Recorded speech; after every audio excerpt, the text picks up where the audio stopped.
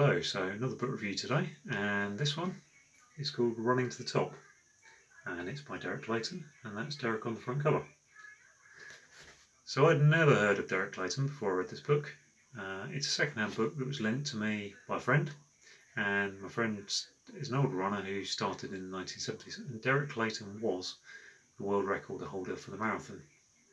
So Derek Clayton set his first world record for the marathon in 1967 in Fukuoka in Japan, and he recorded 2 hours 9 and 36 seconds. A couple of years later in Belgium, in Antwerp, he ran 2 hours 8 and 33 seconds, and then he held the world record all through the 1970s. Now there's a little bit of dispute about that because some say the course in Belgium was short, and there were runners who ran quicker in the 1970s than his original 2 hour 9 half marathon, but still slower than the Belgian one. So he held it all through, officially held it all through the 1970s, and then it wasn't until 1981 that Rob de Castella definitively broke it and Clayton let go of the record. So the book itself, it was published in 1980. It's 18 chapters long, and each of the chapters is very short. It's about 6, 7, 8 pages long, and they cover different topics. So just to rip through the chapter titles, you've got things like diet, exercises, footwear, injuries, how to keep a training log, the 10-week running cycle, running in the cold, about coaches, about mental peaking, and each of those tells you a little bit of, gives you his basic information about those things. Because in 1980, the world was a very different place. If you wanted to know about running, you typically joined a running club, and that was full of people who were very, very good at running. There weren't the couch to 5Ks that there are today. There aren't the resources on YouTube, on the internet, that allow you to just find out about a particular topic. And I think the book was written in association with Runners World, and I imagine they gave him a lot of advice on how to do those topics and how to make them concise and readable. What I found interesting was that about 90 to 95% of the stuff in this book I found myself nodding along to, thinking, yeah, that's right, that's good advice. And you don't kind of see that so much these days. You have to really pick and choose what you see on the internet, and people say, oh yeah, try this, try that. But this is just one concise book that actually has a lot of good, solid information. The 5% also that I'm not so sure about, it was things like hydration. He says you should make sure you drink lots. Today the hydration theories are, drink when you get thirsty. There's a couple of pictures of exercises to do, and I'd say I'm not sure about this top picture here. There's a little bit on footwear, and again, that picture, it's out of date really on that footwear because shoes have changed so much. But generally, the advice comes together. So the other thing I liked about this book was that it tells a little bit about Derek Clayton's story, and it talks about in doing that it gives you some insight into what running was like in the 1960s and 1970s.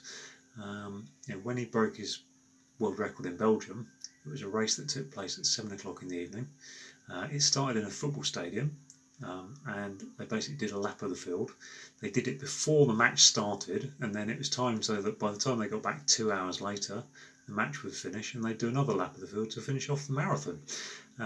He was out on the road, being in a foreign country, he didn't really understand kilometres, and there wasn't a lead car with a clock on it, so he didn't know how fast he was running. He certainly wasn't chip timed. He didn't have a watch, so he just pushed himself as hard and fast as he could, and it turned out he'd broken the world record. And then after that, he spent the next 3 months racing against Ron Hill, who was the great English marathoner, in 5,000 and 10,000 metre races as well as a marathon. And at the end of all that, he was exhausted. He wasn't getting paid for any of this. This was in the era before professionalism took over. So it was all quite impressive, really, that he was doing this in thin-soled shoes, and he was running 150 miles a week as his training.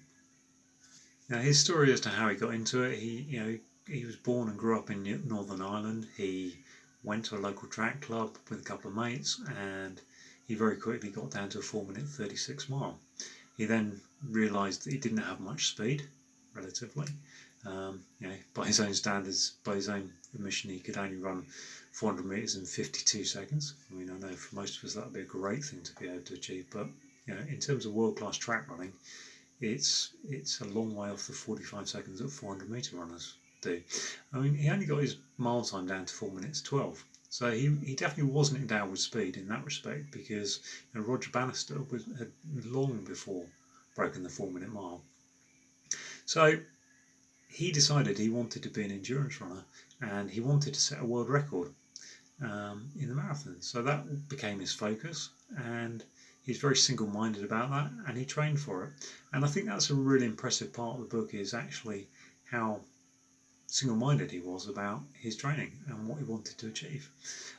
His career wasn't long, in that by 1974 he realised he couldn't he wasn't going to win any medals at the Olympics, because they tend to run those marathons in hot conditions, and he realised that he's a 6'2" runner, he wasn't built for running in hot conditions. So he'd had a number of operations. I think he says he had 9 operations across his career, a couple of times on the Achilles, on his knees to keep him running, and done everything he could achieve. So I enjoyed it.